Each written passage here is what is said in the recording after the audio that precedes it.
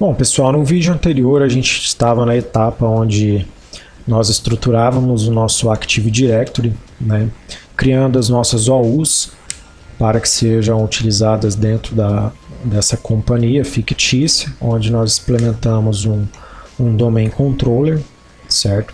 Lembrando, mais uma vez, que esse vídeo é um vídeo retrô de laboratórios antigos, tá? Então eu estou subindo ele para dentro da plataforma para que nós possamos usar ele como referência em projetos futuros, né? Essas máquinas virtuais ainda estão ativas e funcionais, e desde a versão 2003 do cenário, nós estamos sempre atualizando, trazendo novas metodologias, desde a parte de automatizar tudo no Active Directory, desde os recursos, integração, etc. Então nesse vídeo a gente vai estar aqui criando os grupos de AD. Eu vou dar o play no vídeo aqui da gravação da minha Machine virtual. Então nele a gente fez, no vídeo anterior, a inclusão de todas essas unidades organizacionais, todas separadas por setor e funcionalidades. Então nós vamos criar um grupo, os grupos que serão utilizados pela área de negócio e também para os administradores de TI. Então a gente está seguindo um padrão, o nome da organização, G de grupo e uma sigla específica do setor. Então GADM, Partner GADM, vai me trazer o que? Partner da organização como um todo, G de grupo e as 3 siglas finais, com, por exemplo, de comercial.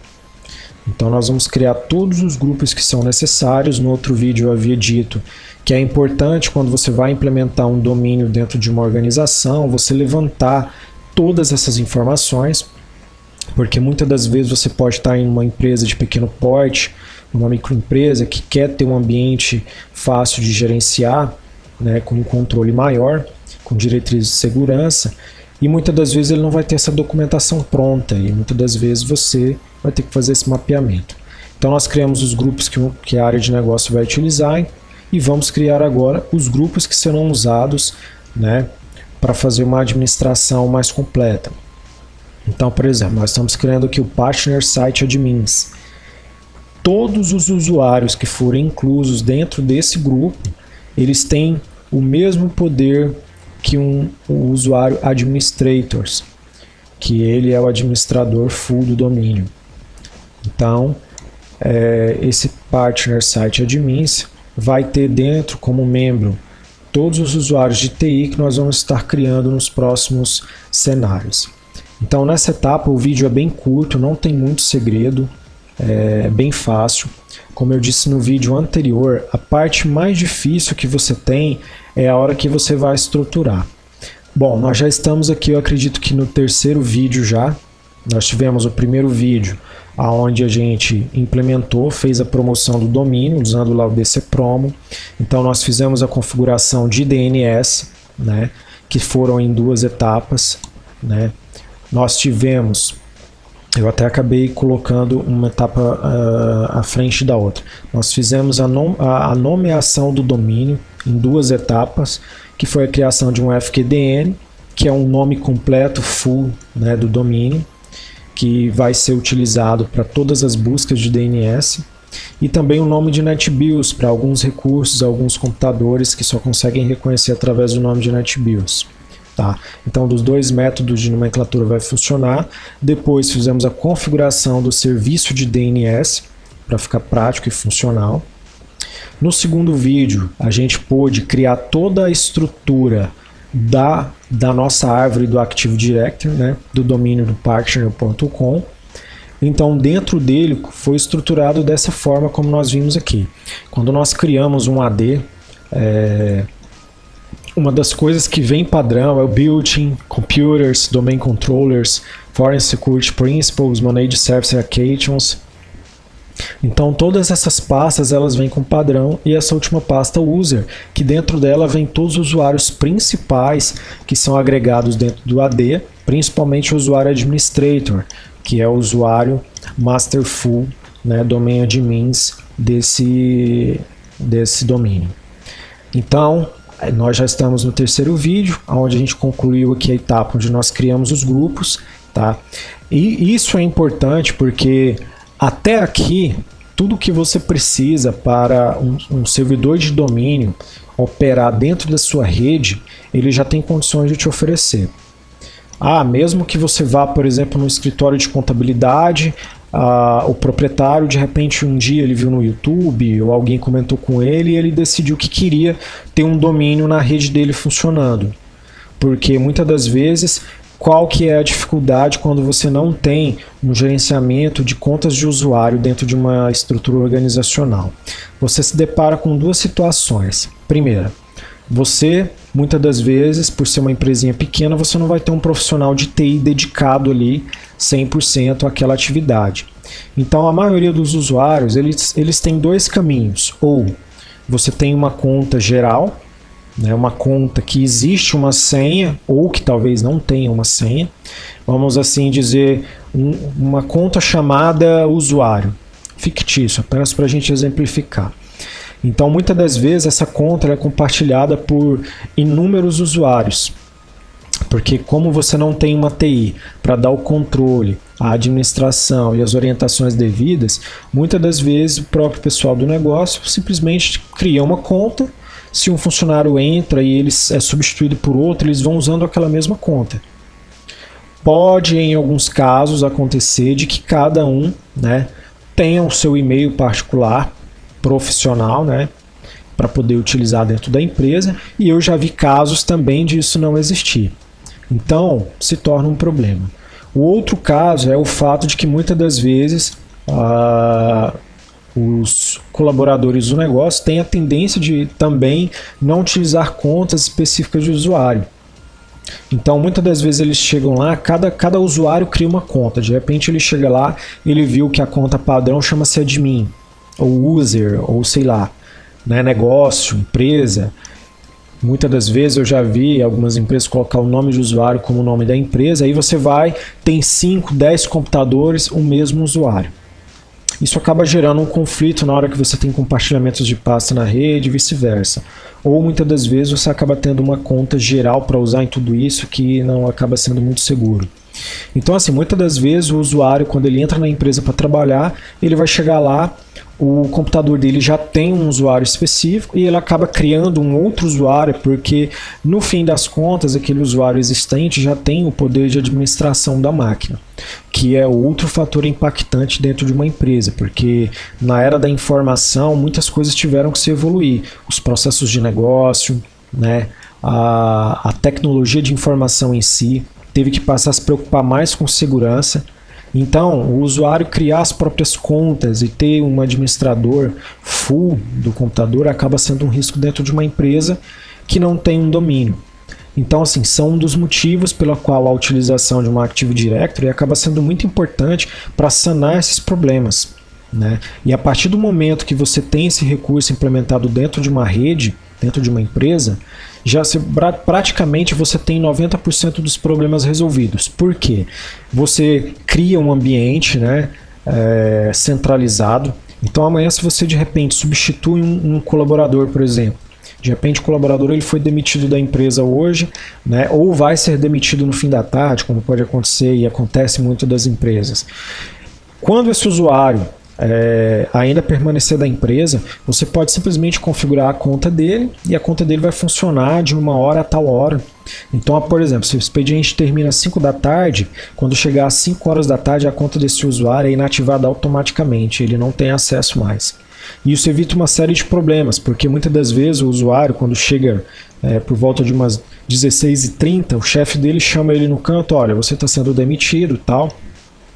E aí quando ele retorna para o computador dele, né, vou passar um e-mail de despedida, coisas do tipo, muitas das vezes esse computador é um computador que exercia alguma função crítica dentro do negócio, e ele simplesmente, o usuário entra lá dentro, apaga todas as informações, e aí você perdeu tudo que você tinha, informações importantes de negócio, que justamente por você não ter um ambiente centralizado para ter um melhor controle e gerenciamento, acaba trazendo esse tipo de prejuízo. Então, quando você pensa em primeiro momento em instalar uma Active Directory dentro de uma rede, ele já é o primeiro passo para você estruturar toda a sua área de computação dentro da empresa, para facilitar melhor os processos de negócio, atender critérios de segurança. Porque a partir do momento que você implementa uma Active Directory dentro da rede, o próximo passo na maioria dos casos é, bom, agora eu quero ter um servidor só de arquivos, eu quero ter um servidor só para impressões, eu quero ter um servidor só para o banco de dados da minha empresa, né? É um servidor que muitas das vezes é um usuário externo que acessa, por exemplo, uma empresa de consultoria que administra aquele sistema que é oferecido na empresa. Então, para que não haja nenhum conflito de atividades, que a gente fala de segregação de função, muitas das vezes, até mesmo por orientação da área de auditoria da empresa, não é seguro que alguns funcionários, ou até mesmo todos os funcionários, tenham acesso direto ao banco de dados. Então ele fica específico para uma empresa administrar. Então com o Active Directory você pode justamente criar, né, como a gente fez aqui, os grupos de administração, admin groups, aonde ele vai ser específico para cada recurso. Nos próximos vídeos a gente vai ver isso aqui funcionando. Depois eu vou fazer um outro vídeo mostrando a aplicação disso tudo funcionando em tempo real, né?